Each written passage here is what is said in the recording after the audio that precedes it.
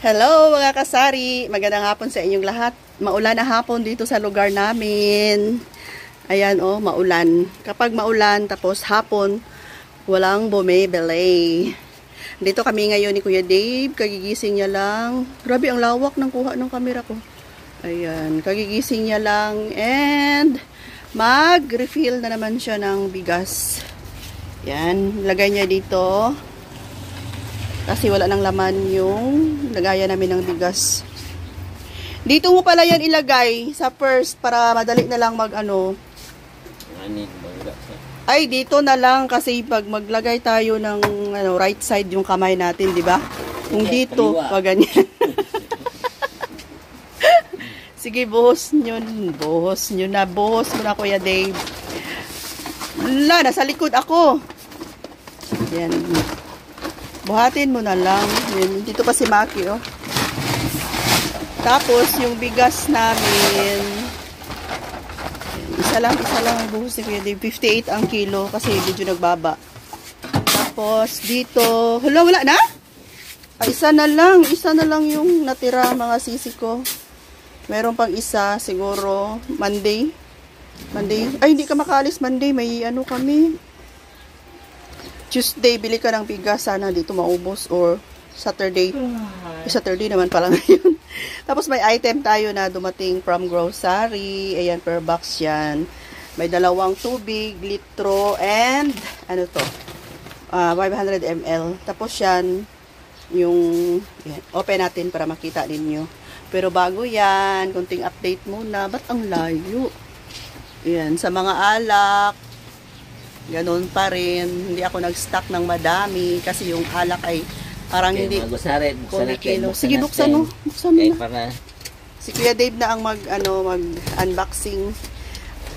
Habang nagbubukas siya ng item ko from grocery. Dahan-dahan lang, baka matusok yung ano.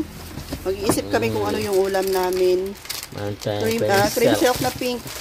Yan, Palmolive. Shampoo. Tapos, oo.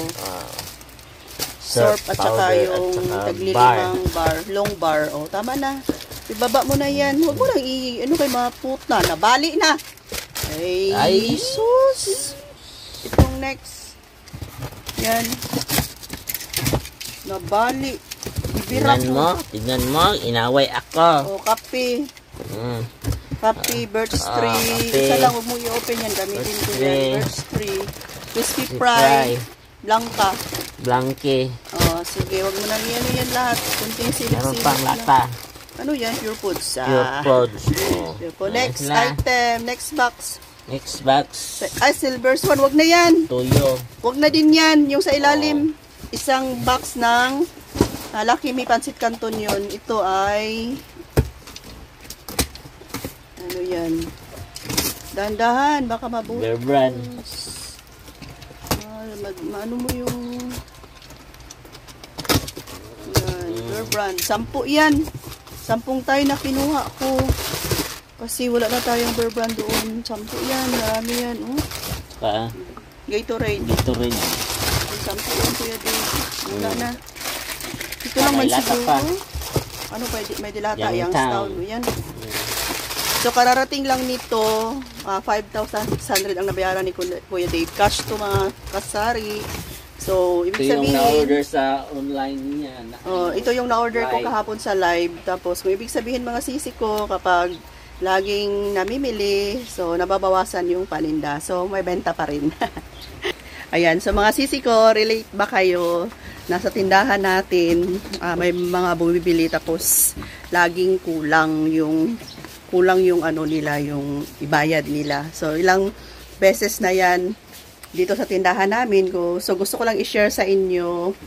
Alam nyo naman ito, alam nyo yung diskarte, pero gusto ko lang din sabihin na lagi na itong nangyayari na may bumibili, tapos yung pera nila sakto lang.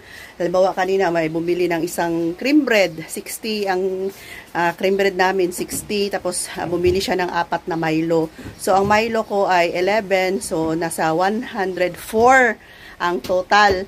Tapos sabi niya, ibalik niya lang daw yung 4 pesos. Pero alam naman natin kapag sabihing ibalik, Ayan pa, swerte na lang kung babalik pa sila, di ba?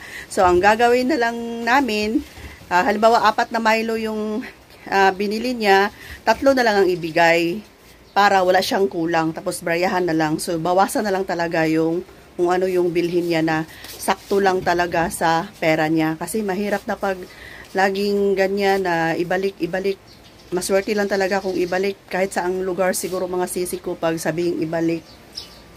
Yun na nga, nasa tao lang talaga kung marunong silang, hindi naman nila lahat, pero karamihan, lalo na't piso. Lalo na't piso, nako, hindi na talaga yan ibalik. So, ganyan na lang yung ginagawa namin. Halos araw-araw may ganyan dito. So, binabawasan na lang ng item. Lalong-lalo na yung mga bumibili dito na bihira lang talaga nagpapakita, minsan lang. So, hindi na yan babalik. Pero yung mga suki talaga namin na halos araw-araw present, so pinagbibigyan namin yan kasi nga araw-araw naman sila dito. So, pag balik nila ulit, bawasan namin yung kulang nila. Okay, so ito lang siguro muna yung update namin ngayon ni Kuya Dave. Ngayon, Sabado, so naghihintay kami ng ahente ng Coke kung pupunta ba ngayon kasi kukuha kami. Pupunuin na naman namin yung mga kulang-kulang doon, yung mga bakante. Tapos mag-order ulit kami ng mga 1.5. So sa ngayon, okay pa naman yung ating tindahan. Yan, thank you Lord. Dahil kahit papano nakakaraos pa rin sa mga pangangailangan sa araw-araw mga sisi. Laban lang po talaga tayo, no? Walang choice. Walang magawa. Patuloy ang buhay. Ayan.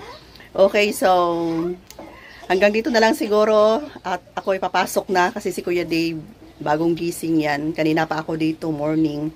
Papasok ako para maglaba. Maglaba ako mga sisi ko. Thanks for watching. Update lang ako. Ayan. Bye for now. Love you all.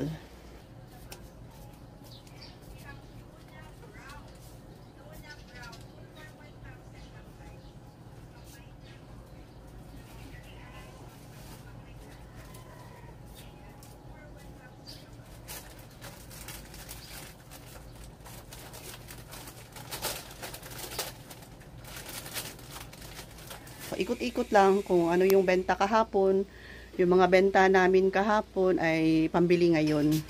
So, pag may matira, yun yung ikikip. Para kung may mga pangangailangan, ayan, dudukutin, di ba? Ayan. So, puno pa naman ang ating tindahan. Kung mabenta ang inyong tindahan ngayon, mag-ipon talaga. Kasi darating at darating talaga yung time na may mga kakompetensya, dadami kayo. So, at least, may madudukot ka kung sakaling kailangan mo ng pangpuhunan.